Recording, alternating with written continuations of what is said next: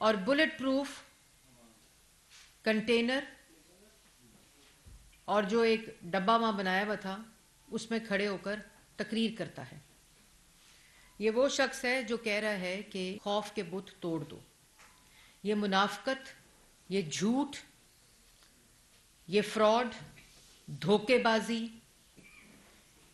یہ صرف اس لیے ہو رہی ہے کہ جو آخری جھوٹ ابھی پٹاری میں پڑا ہے کہ میری جان کو خطرہ ہے، وہ بے نقاب کہیں نہ ہو جائے. اور ایک شخص ہے جس نے اپنے اقتدار کو بچانے کے لیے ملک کو توڑنے، پارلیمنٹ کو، آئین کو توڑنے کے تمام حربے استعمال کیے. اس کے بعد عالمی سازش کا بیانیہ بنایا اور عالمی سازش chief of army staff general Qamar Javed Bajwa صاحب سے ہوتی ہوئی شہباز شریف تک پہنچی تھوڑی دیر کے لیے. پہلے وہ جو گورنمنٹ تھی وہ پہلے عالمی سازش امریکہ پہ گئی، پھر وہ باجوہ صاحب پہ آئی، لائف ٹائم ایکسٹینشن دینے کی آفر کی گئی بند کمرے میں. اس کے بعد سائفر آ گیا، کاغذ لہرایا کہ جی یہ ملک کے خلاف عالمی سازش ہو گئی ہے. اچھا جی عالمی سازش ہو گئی، کلٹ نے مان لیا کہ عالمی سازش ہو گئی، سوشل میڈیا ٹرولز نے مان لیا کہ عالمی سازش ہو گئی، سوشل میڈیا پروپیگینڈسٹ نے مان لیا کہ عالمی سازش ہو گئی. اور ان سوشل میڈیا پروپیگینڈسٹ کا جو گروہ باہر بیٹھا ہوا ہے انہوں نے ٹویٹ کرنی شروع کر دی کہ حکومت امپورٹڈ آ گئی ہے. وہی حکومت، وہی امریکی سازش، وہی عالمی سازش شہباز شریف صاحب سے ہوتی ہوئی نواز شریف صاحب پہ تھوڑی دیر رکی، اس کے بعد پھر چلی اور وہ پہنچ گئی محسن نقوی صاحب پہ. پھر امریکہ سے معافی تلافی ہوتی رہی.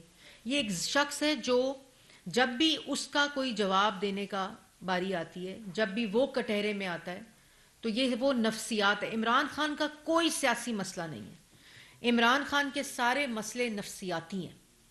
وہ ایک کہانی گھڑتے ہیں اور جو الزام لگتا ہے یا جو سچویشن ہوتی ہے اس سے بڑی کہانی گھڑتے ہیں تاکہ نظریں ساری ہٹ جائیں اور ان کی کہانی پہ بات رک جائے. پھر وہ میں حیران ہوتی ہوں کہ وہ کون لوگ ہیں جو اس شخص کے اوپر یقین کرتے ہیں اور اس کی کہانی پہ یقین کرتے ہیں، اور وہ کہانی جو 4 5 10 دن کے بعد جھوٹی ثابت ہو جاتی ہے. کل لاہور کے لوگوں نے تو اس کو مسترد کیا ہے، یہاں تک مسترد کیا ہے کہ ہاکی گراؤنڈ کی تصویریں جوڑ کر، مینار پاکستان کی تصویریں جوڑ کر، پھر اس کے درمیان سے مینار پاکستان ہی غائب ہو گیا کل تصویریں کو جوڑتے جوڑتے. یہ وہ شخص ہے جس کی ہر چیز روز روشن کی طرح عیاں ہے. پھر سائفر کی معافی مانگی تو وہ جب ڈوبنے لگا بیانیہ تو پھر کہا کہ میں لانگ مارچ کروں گا. پھر لانگ مارچ کو اسلامی ٹچ کے ساتھ جوڑتے جوڑتے فیل ہو گیا. پھر وہ فیل ہوا تو پھر یہ کہا کہ میں جیل بھرو تحریک کروں گا، جو جیل بچو تحریک بن گئی. اس کو جوڑتے جوڑتے لوگوں کی شہادتیں ہوئیں، صحافیوں کی شہادتیں ہوئیں، پولیس والوں کی شہادتیں ہوئیں، ان کے گھروں سے گولیاں مار کے پولیس والوں کی شہادتیں ہوئیں. اور پھر کہا کہ میں الیکشن کرانا چاہتا ہوں. تم الیکشن نہیں کرانا چاہتے، تم پھر سے اپنی سلیکشن کرانا چاہتے ہو، اور تم چاہتے ہو، ایک منٹ ذرا جی بات سن لیں، اور تم چاہتے ہو کہ تمہارے جو گناہ ہیں، تم جس کٹہرے میں ہو عدالت کے، اس کٹہرے سے بچ جاؤ اور اس جواب سے بچ جاؤ. اب سائفر کا تماشا کر لیا،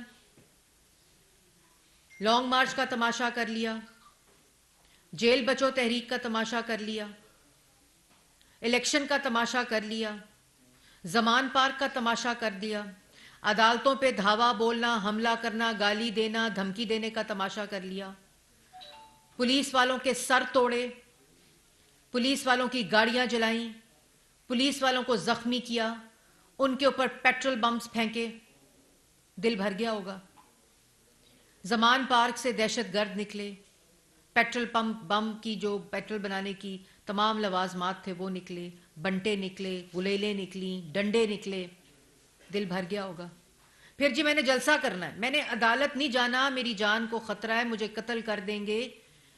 مجھے گولی مار دیں گے، میں بیمار ہوں، میں بزرگ ہوں، میں 72 سال کا ہوں، میں نے عدالت نہیں جانا، میں نے مینار پاکستان جلسہ کرنے جانا ہے۔ اس وقت نہ میں بزرگ ہوں، نہ میں بیمار ہوں، نہ میری جان کو خطرہ ہے، نہ مجھے گولی لگے گی، نہ مجھے قتل کریں گے۔ اس وقت کوئی خطرہ نہیں ہے۔ صرف عدالت جہاں فورن فنڈنگ کا جواب دینا ہے، جہاں توشہ خانہ کا جواب دینا ہے، جہاں اپنی بیٹی ٹیرین خان کا جواب دینا ہے، وہاں نہیں میں نے جانا۔ پھر عدالت، پھر الیکشن کرا دو۔ وہ بھئی ایک شخص ایک ماچس لے کر پورے جنگل کو آگ لگانا چاہتا ہے، اس شخص کی مرضی کے اوپر، اس شخص کی شیطانی عادت کے اوپر، اس شخص کی شیطانی ذہنیت کے اوپر اس ملک کا آئین اور قانون نہیں چل سکتا۔ اگر تم ملک میں الیکشن چاہتے تھے، اگر تم ملک کے اندر آئین چاہتے تھے، جو تم جس پہ لیکچر آج کل دے رہے ہو، تو پھر تم نے نیشنل اسمبلی کی ووٹ آف نو کانفیڈنس کی تحریک جب جمع تھی اور تمہیں پتا تھا کہ تم وہ ہار رہے ہو، تو تم نے اسمبلی کیوں توڑی؟ تم نے ڈپٹی اسپیکر صدر سے کیوں آئین شکنی کروائی، جس کا سپریم کورٹ نے انڈورسمنٹ کر کے بحال کرائی؟ یہ صرف ذہنی مسئلہ ہے اور کوئی مسئلہ نہیں ہے۔ پھر میں کل سن رہی تھی 10 نکاتی ایجنڈا۔ وہ جو 10 نکاتی ایجنڈا ہے، وہ 10 نکاتی ایجنڈا میں گورننس ملک کی ٹھیک کر دوں گا۔ وہ کیسے ٹھیک کرو گے؟ 10 سال خیبر پختونخوا میں رہے ہو، 4 سال وفاق میں رہے ہو، 4 سال پنجاب میں رہے ہو، تو گورننس ٹھیک کرنے کا مطلب جو ہے کہ فرا گوگی اور پنکی پیرنی کو ملک کی گورننس حوالے کر دو گی تو ملک کا گورننس ٹھیک ہو جائے گی، جو تم نے کی۔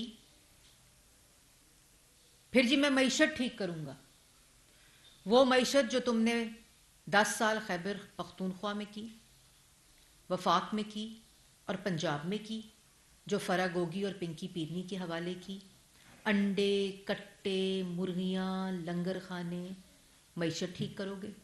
تو اگر کرنی تھی معیشت ٹھیک تو 10 سال خیبر پختونخوا میں کیوں نہیں کی؟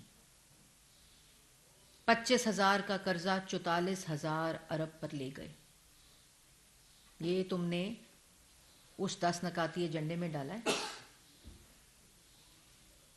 پھر اس کے بعد جی قانون ٹھیک ہونا چاہیے۔ قانون اس ملک کا بالکل ٹھیک ہو جائے گا اور ٹھیک ہونے کی طرف گامزن ہے جس وقت تم، فرا گوگی، پنکی پیرنی اور تمہارے سارے جو کھلنڈرے چور اور ڈاکو تمہارے ساتھ تھے وہ کٹہرے میں کھڑے ہوں گے۔ طاقتور کو قانون ایک ہوگا اور غریب کا ایک ہوگا۔ بالکل ہوگا جس دن تم جیل جاؤ گے۔